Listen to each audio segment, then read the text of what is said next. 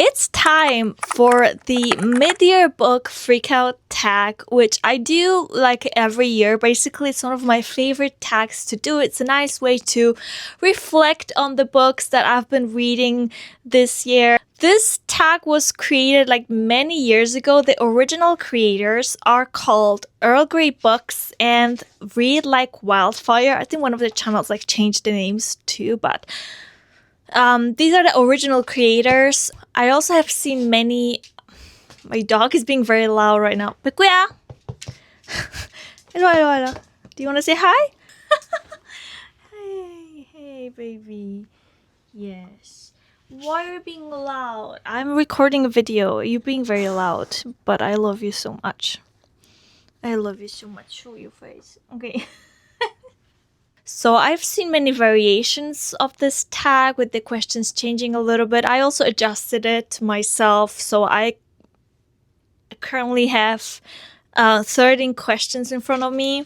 So far this year, I've read 24 books. So based on those 24 books, I'll be answering these 13 questions. And I guess without further ado, let's get into it. The first question is, best book you've read so far in 2026? And I chose 2 books. I don't know if that's cheating, but both of them are so good that I cannot just pick one, okay? So the books I chose are Sunrise on the Reaping and One Dark Window. Sunrise on the Reaping, obviously the newest addition to the Hunger Games series, was insane and insanely heartbreaking. And I'm so excited for the adaptation that's coming out. It's like coming out later this year. I'm so excited. I feel like it might be my new Hunger Games movie, based on like the trailer and everything. But anyway, obviously, right now we're talking about the book. The book, it was so heartbreaking. So you probably know already, but I'll just sum it up. In this book, we follow young Haymitch and his ordeal of going through the Hunger Games, specifically the second quarter Quill Hunger Games, which I love. You know, books that have these quarter quill arenas because they're always like very unique and interesting, and this one was no exception. You know, I've read many like sad and heartbreaking books, but this one in particular left me feeling so like sad and heavy afterwards. But I really appreciated getting to know Haymitch a bit more, like, you know, more insight and more backstory to his character. It really made me understand him even more and made me feel even more connected to him. I already loved Haymitch as a character, but this just really, really helps you get to know him. I feel like this book really expands on the Hunger Games lore in a very meaningful way. Like, you're reading it and you don't feel like it's a filler of some sort, because sometimes, you know, books that come out later or like prequels or whatever may feel like, was that book really necessary? I did not feel that at all here. One Dark Window, this one is a fantasy book, maybe romantasy, because it does have romance. It's the first book in the Shepherd King duology. Before picking it up, I've heard so many great things about this book. And, you know, after finally reading it, I understand the hype and the appeal of this book. One of the, like, most interesting aspects of this book is that our protagonist, Elspeth, has to live with this, like, monster inside of her head, and we also hear like the monster's commentary, and it's one of the most like creepy but also entertaining parts of the book. But also I love the atmosphere of this book. Everything just felt so moody and immersive. I loved the magical system. So the magical system is based on these Providence cards. Each card gives you a certain power, but it also comes at a cost. I feel like a lot of books that talk about magic, they can be a little vague when it comes to explaining magic, but I feel like the magic in this book was very intentional and easy to understand. But I also loved the characters and the romance, and it's definitely one of the main reasons why I loved this book so much. The story is really intriguing as well, so honestly one of the best fantasy books I've ever read. Next question is best sequel you've read so far in 2026, and I will have to say Catching Fire.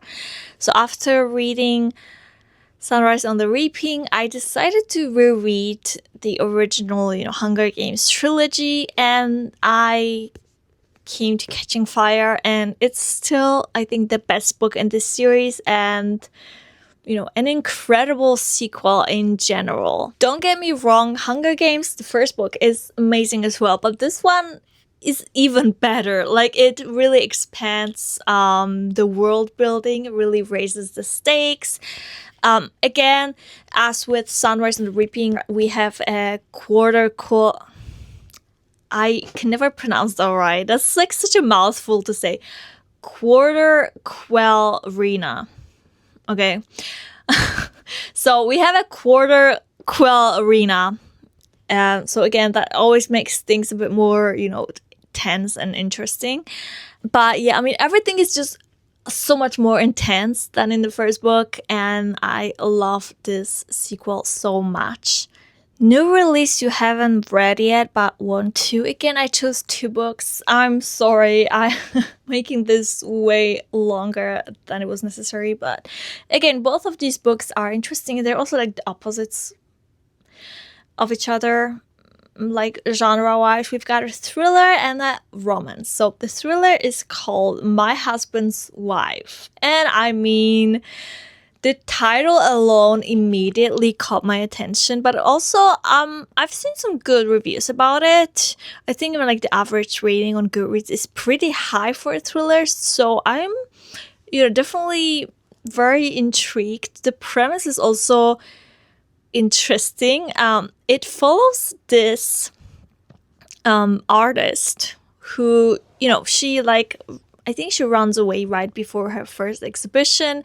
Then, she returns home, but things just are not the way she left them. First of all, her key does not fit the lock to her house. Then a woman opens the door. She looks eerily similar to her, to the artist. And the husband says that she is the wife. She's his wife.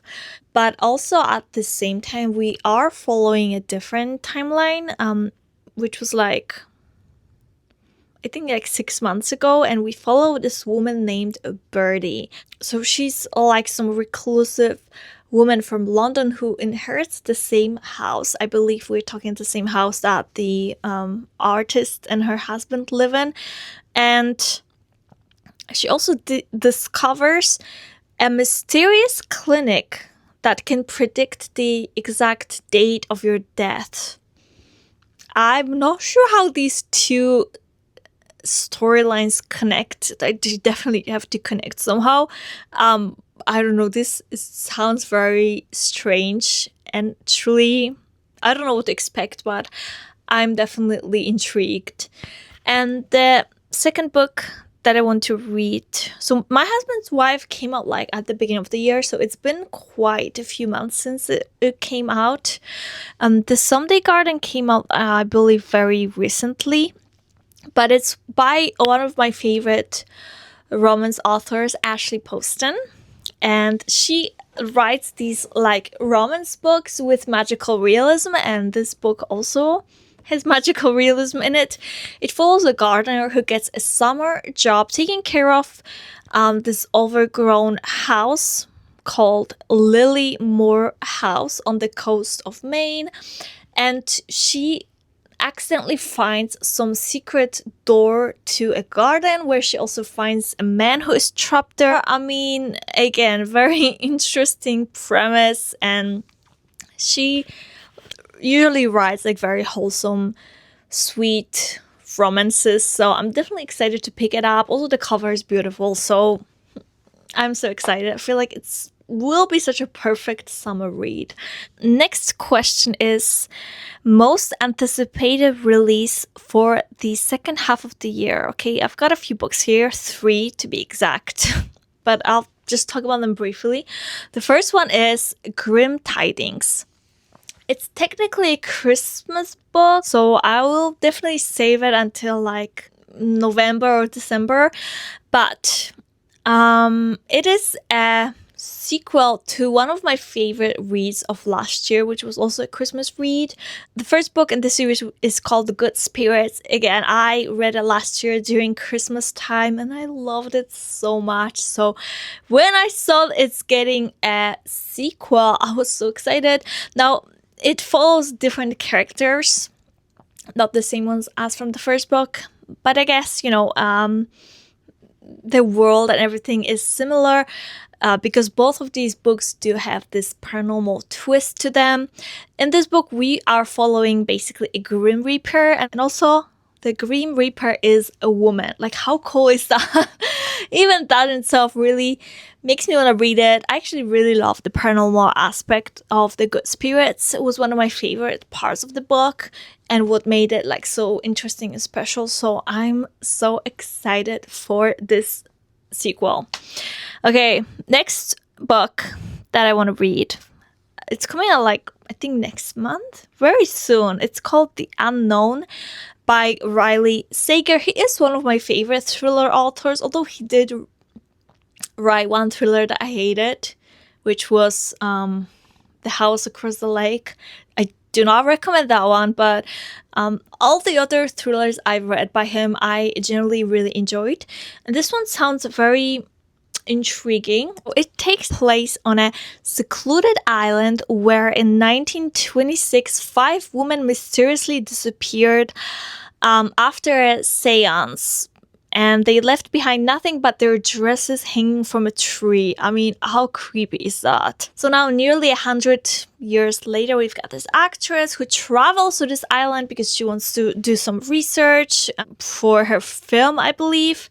But anyway, she wants to basically research this case of these 5 women. But then she and the rest of the cast will end up being stranded there. And some weird things will start happening. Okay, it sounds really creepy and eerie and atmospheric. So I think I will have a lot of fun reading this thriller. And the last book that I want to read is also coming out, I think, next month. I will be reading it this month, probably because I do have an arc of this book. It's called Mostly Human Resources. It is like a fantasy horror type of book. Which I love. It is like one of my favorite genre combinations, fantasy and horror. This book follows a human resources employee at this secret organization that manages monsters, and one of the monster hunters goes missing in the mountains, and our protagonist is sent to search for him alongside her rival. Is it gonna be rivals to lovers? Maybe. Although it's a horror book, so I don't have big expectations for the romance. But it definitely sounds very interesting. So I will let you guys know soon what I thought about this book. Next question. Biggest disappointment. There were a few books that disappointed me, but I think the one I was disappointed by the most was Blue Sisters. Oh my goodness, where do I even begin? The title itself, it tells you it's a book about sisters, and I have a sister myself. I love stories about sisters. I will always be eager to read them. So I was really, excited to read this book, but I was really, really disappointed. First of all, it's literary fiction, so I expected it's gonna be a bit dark maybe, but this was even darker and even more messy than I ever anticipated, and kind of boring too. I did enjoy the writing style. That's the only thing that maybe I feel like saves this book a little bit, and also the sister relationships felt realistic. But other than that, I hated everything about this book. I just feel like the entire story, it's not my kind of story. The entire book basically felt like watching rich people spiraling, doing drugs, and just making terrible self-destructive choices in big cities for nearly 400 pages. That sounds like a book for you. Go for it. You might enjoy it. I didn't. And one of the biggest things that made me hate this book was one of the sisters, namely Avery. Okay, all of the sisters were kind of messy, in their own way, but the way Avery was messy, it made me want to throw the book out. Okay, I was reading it on my Kindle, so it made me want to throw the Kindle out the window, even though I would never do that, but I was very tempted because of Avery. Don't get me wrong, I never expect like perfect characters. I do think characters need to have flaws, and some of my favorite characters have flaws, but Avery, she's not just flawed, she is one of the worst characters I've ever read about. She was selfish, manipulative, hypocritical, immoral, and completely, it was just exhausting to be inside of her head. And I just couldn't enjoy the book because of her, but also because the storyline, again, not for me, was a bit boring as well. I just couldn't really connect to this book in any way. But also, like, after I finished it, I felt so, like, drained. I was just, like, so drained emotionally. And I didn't even feel this way after I finished reading The Wuthering Heights. Like, this was even way more draining for me. So, definitely a very disappointing read for me. But on the other hand, the next question is biggest surprise. And I was not sure really what to put here, but I ended up putting here this horror book called What Feeds Below. I picked it up because I just thought like the premise sounded very interesting and the cover was gorgeous. And I definitely thought like, oh, I think I might like this book, but I think I ended up liking it even more than I expected, so that's why I'm putting it as an answer here. First of all, it was very like, it is a horror book, so it was creepy. It gave me the kind of disgusting skin crawling feeling. Do not eat while reading it, please. If you decide to pick it up, I think I made that mistake. I think I was eating something while I was reading it. I do have this habit when I'm eating something, I like to pop out my Kindle and just like read while I'm eating. But eating while reading this book was a mistake. Do not do that, please. I almost threw up. But anyway, this story revolves around the void, which is like a massive chasm that appeared beneath the city. And basically, the deeper you go, the more dangerous it gets and the less likely you are to come back. And basically, our protagonist and her best friend, they are like divers. So there are these people that just go like diving and usually act as a guide to other people who like pay them money. And their latest mission went horribly wrong, and now they're kind of forced to go down to the sixth and deepest layer, which is obviously very foolish, very dangerous, and yeah, lots of crazy things happen. I think the void itself was my favorite part of the book. I think it was just like really fascinating because it's got like a very interesting flora and fauna, and it's got like all these creatures that adapted to this different environment. But also the ending, that left me gasping. Obviously, I will not give you any spoilers, but I'll just say that the ending was really shocking. Such a great book. I definitely recommend it to all the horror lovers out there. Okay, next question. Favorite new author, debut or new to you? I don't want to butcher her name, honestly. Wait, I'm gonna watch an interview and see if she introduces herself, because I just want to see like how she pronounces her name. The Evergirl Book Club's chat with Heba Al-Wazidi, author. Heba Al-Wazidi. The girl pronounced it as Heba Al-Wazidi, and she was interviewing the author, so I'll just believe that this is what it's pronounced. I will obviously have it written on the screen. She is a new author. Like, she has recently published her debut novel called Weaving Shaw, and it is one of my favorite books of this year. So that is why I do think of her as one of my new favorite authors. So on her Goodreads page, it says that she was inspired by her own experiences of being born an Iraqi refugee in Libya, growing up in Canada, and later attending medical school in the UK. I think you can feel that, especially in Weaving Show, because the book like explores a lot of themes like social class and power and war, and the protagonist faces a lot of discrimination because she is a refugee in like a different country. So, and also all these themes, they don't really feel forced. They're kind of like naturally woven into the story. But, you know, beyond that, I loved the characters in the book. I loved the subtle romance.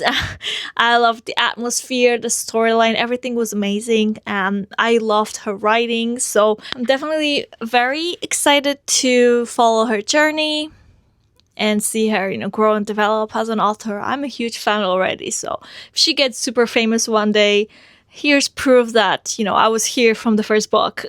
Okay, next question. This question was very fun, but it's basically his newest fictional crush. And actually, we were just talking about Weaving Show, so I will say that the Saint of Silence from that book, definitely one of my newest crushes, fictional crushes. But also Raven from One Dark Window, which I also mentioned earlier as one of my favorite reads of this year. Yeah, I love both of these characters. And definitely I have developed an unhealthy crush on both of them. Next question is a bit similar, but it's basically newest favorite character. As the first character, I chose Rocky from Project Hail Mary. I mean, I think if you've read the book or even if you've watched the movie, I think it's pretty obvious why he's my favorite. I love him so much. He's just so precious. I also chose Jane Eyre as one of my favorite characters just because, like, I just loved, you know, how intelligent, independent, and compassionate she was. I just really admired her. Like, she always just stands her ground, and, you know, even though she went through so much, she never kind of never lost sense of herself.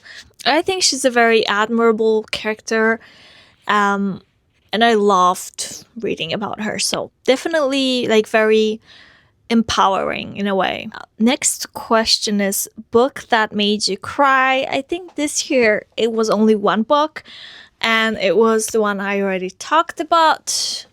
Well, okay, I'm not gonna get it, but it's The Sunrise on the Reaping.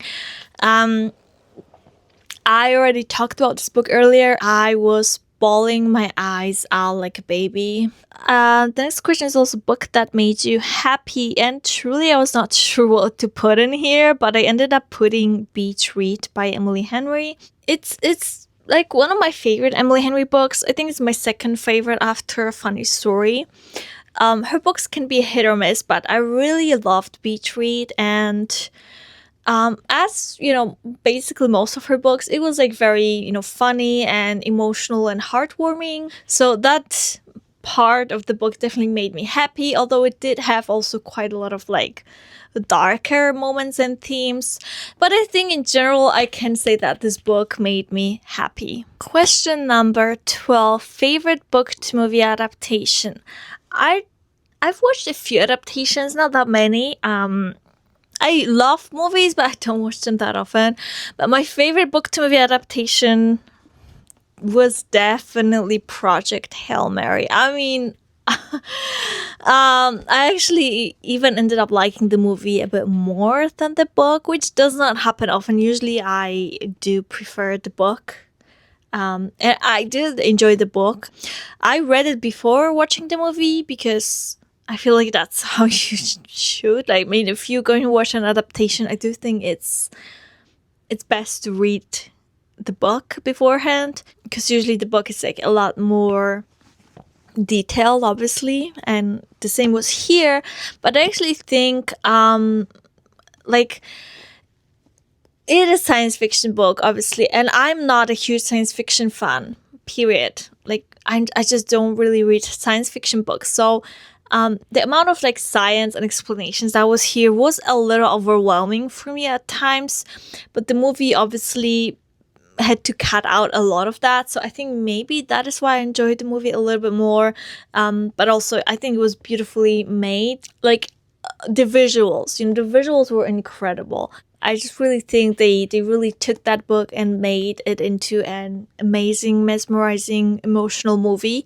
So I loved it. I love the way they also created Rocky. I love his character so much. So definitely, I loved this adaptation so much. And the last question of this video: most beautiful book or books you've bought this year. Okay.